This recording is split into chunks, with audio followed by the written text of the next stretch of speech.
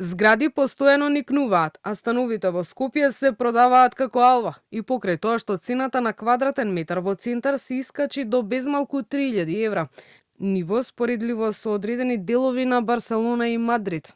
Најскапиот стан продаден лани достигнал цена од над 246.000 евра за вкупна површина од 83 квадратни метри.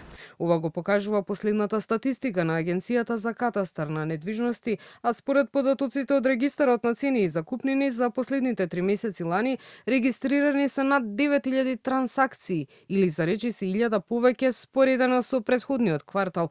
Ова покажува раст, но колку реално има поместувања ќе се види со годишниот извештај кој треба да биде готов неделава, вели директорот на агенцијата Иван Живковски. Според него, очекувањата за 2026 година се стагнација и мало намалување на цените. Поредбено со третиот квартал од 2025 година, во четвртиот квартал имаме регистрирано 964 трансакции повеќе, што ни укажува директно дека имаме раст на пазарот на недвижности, меѓутоа со оглед дека се работи на периодите ги опфаќа ноември и декември, статистички гледаме и од минатите години, тоа се месеци каде што и обично има зголемување на трендот на самиот број на трансакции во однос на тоа дали би растеле цените.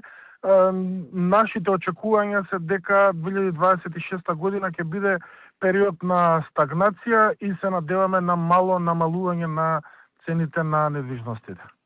Во меѓувреме, Аеродром останува лидер по продажбата на станови и за 3 месеци брои нови над 300 реализирани купопродажни договори. Центар е на врвот кај деловниот простор, околу 30 единици. Во однос на новите станови не се знае колку од нив се празни, а според последниот попис во над 1/3 од становите на ниво на Македонија не живее никој. Од скопските општини најмногу празни станови беа регистрирани во Центар, над 40%, каде и сега квадратот е најскап. Според последните податоци на Народната банка, недвижностите на годишно ниво поскапеле за околу 25%.